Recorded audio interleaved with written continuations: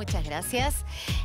Bueno, vamos a hablar de la canasta básica y de algunos ingredientes de esa canasta o elementos de la canasta que estuvieron y se fueron y que sorpresivamente incrementaron mucho el precio. Claro, hace unos días se cerró el nuevo acuerdo de lo que tiene que ver con precios cuidados. Bueno, esto tuvo alguna trascendencia.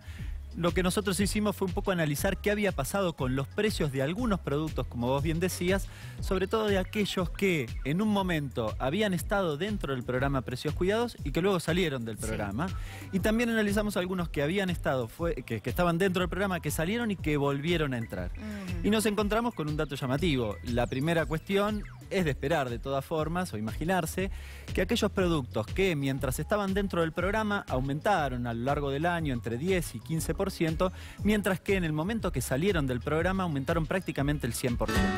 Y en el caso de aquellos que estaban dentro del programa también aumentaban anualmente en el orden del 10%, salieron y cuando volvieron a entrar ingresaron con un aumento del 70%, es decir, en el momento que estaban fuera del programa aumentaron su precio y cuando vuelven a entrar lo hacen con un precio mucho mayor, ¿no? Bueno, es absolutamente engañoso entonces que sea un precio cuidado. Claro, lo que pasa es que es un poco la tendencia que se ha visto con ese programa. El programa no se ha discontinuado, esto es como el dato característico.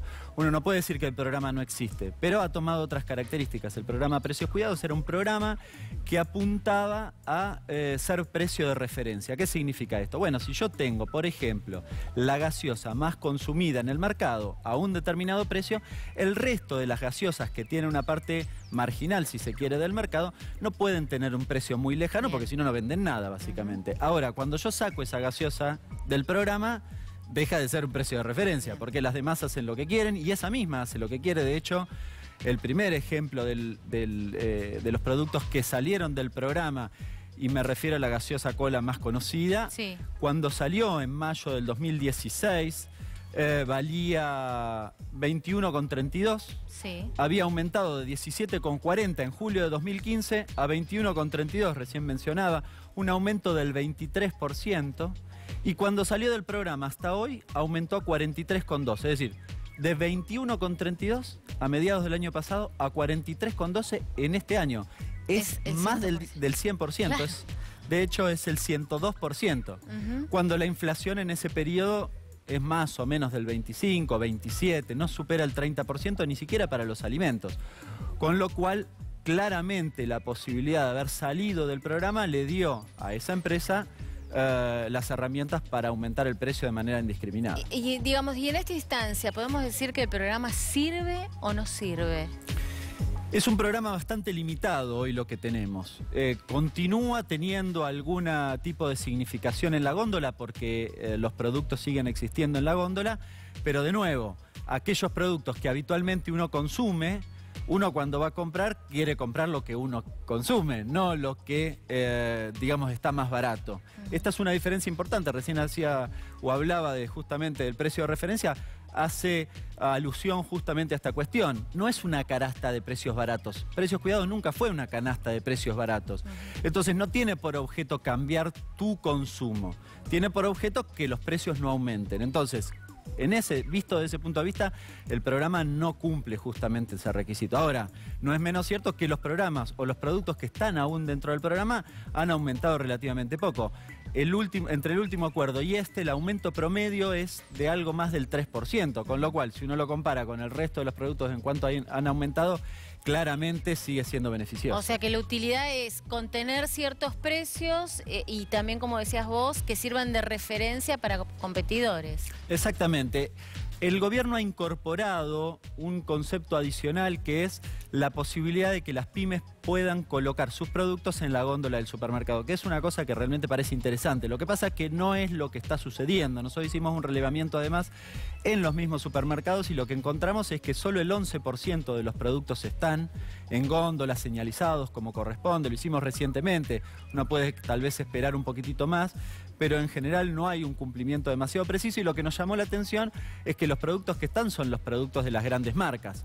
no de los productos PYME.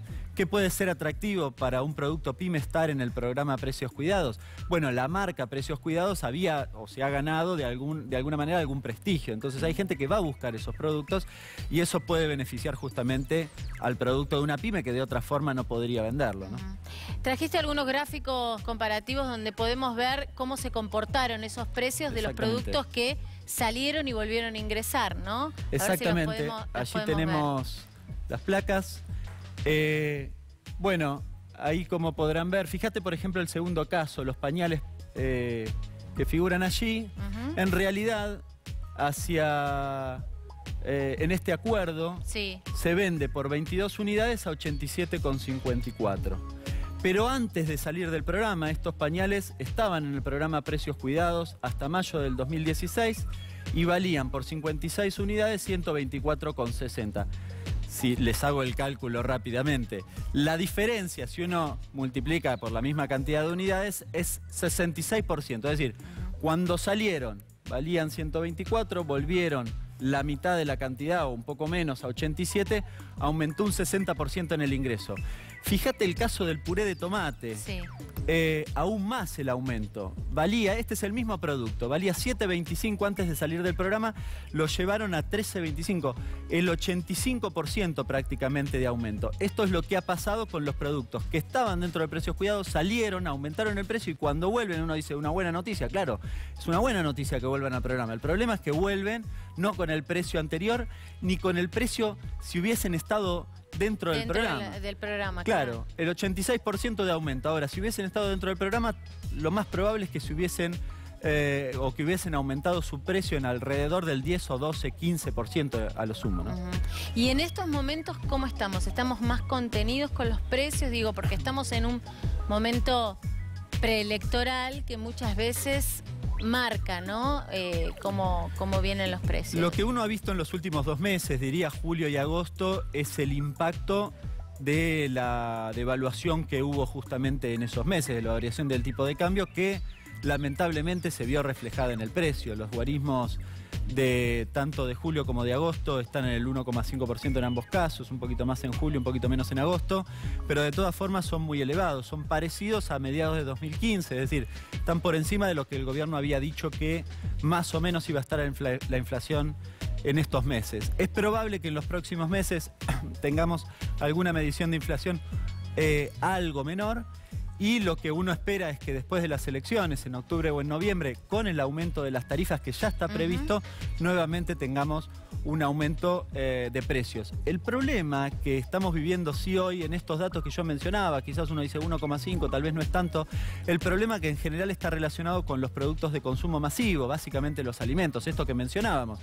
Es decir, te afecta claramente en el bolsillo y no se pueden evitar, por decirlo de algún modo. Vos no vas a dejar de comer, digamos, tal vez te recortás en lo que tiene que ver con ocio, pero no naturalmente en la alimentación, con lo cual, lamentablemente, el aumento de precios está afectando aún en el bolsillo de los trabajadores. Y en consecuencia hay una baja del consumo.